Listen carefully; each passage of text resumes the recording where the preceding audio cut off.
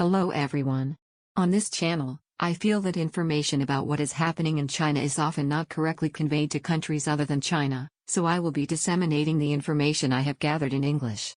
I'm getting information from multiple media, so I'd be happy if you could comment on the content of the video. Also, English is not my native language, so I use an AI speaker to create the voice to convey the information correctly. If you like it, please subscribe to the channel and support us. This time, I would like to tell you in detail about the collusion between Chinese companies and Communist Party officials in February of this year in illegal loans. I would like to introduce an article. In February of this year, the founder of Huaxing Capital suddenly disappeared, and after a while it became clear that he was detained and investigated. Prior to this, the president of an overconfident group company was also detained last year. It was still under investigation. The founder and de facto ruler became the subject of an investigation in September of last year. It was said that it might have something to do with who was the president of Huaxing Capital. By the way, this Huaxing Capital is a very famous company in China because of its close relationship with the IT industry. We started the investment business in 2005, and we are doing business such as collecting funds and investing in IT companies, mediating corporate acquisitions, and subsidizing IPOs. Many of China's major IT companies, whose names are known even in Japan, are said to be related to Huaxing Capital. As for why this company became the subject of an investigation in September of last year, it is said that it has something to do with the background of the person who was arrested. In fact, the president of Huaxing Capital, who was surveyed in September, was a former bank executive. He joined the bank in 1990. After that, he held an important post for a long time in a department related to transactions in the international division of the bank. In October 2017, a $200 million loan was decided for Huaxing Capital. After that, Huaxing Capital was listed on the Hong Kong market and raised funds. It is reported that the $200 million borrowed has been repaid.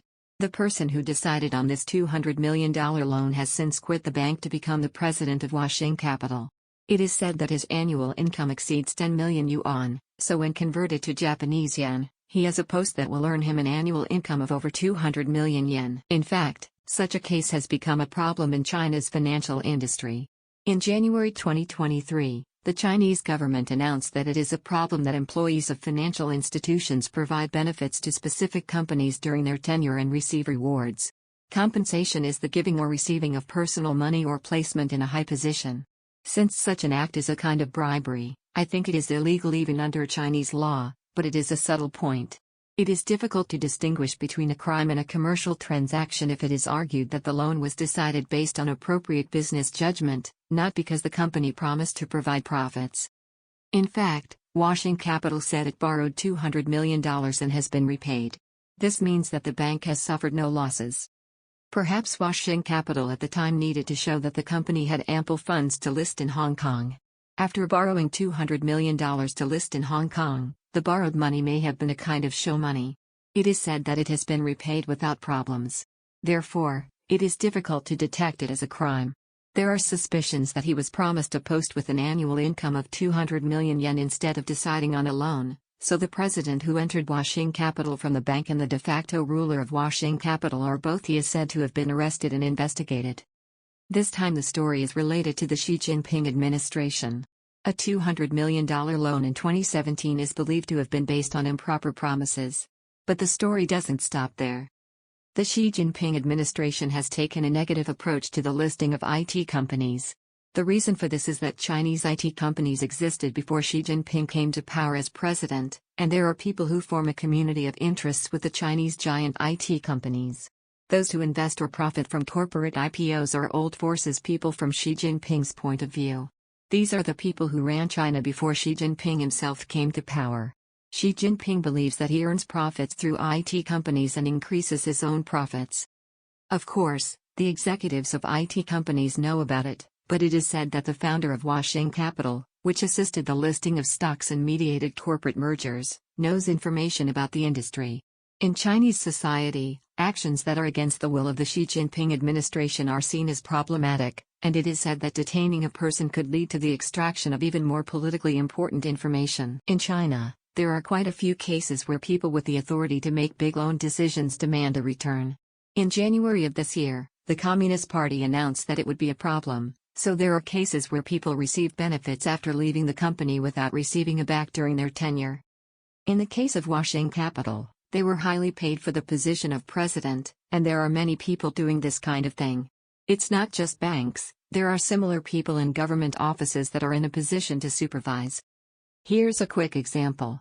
The person who spent 32 years in the department that oversees finance stepped down from public office in November 2016. After that, I got a job at Evergrande Group, which became famous in Japan.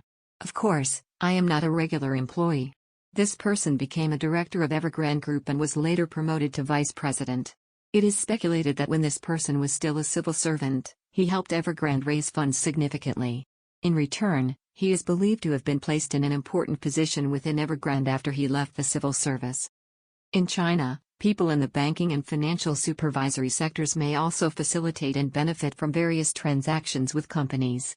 Although it can be an outright bribery case, receiving benefits after quitting the job is becoming more and more popular in Chinese society as a safer way than receiving benefits while working.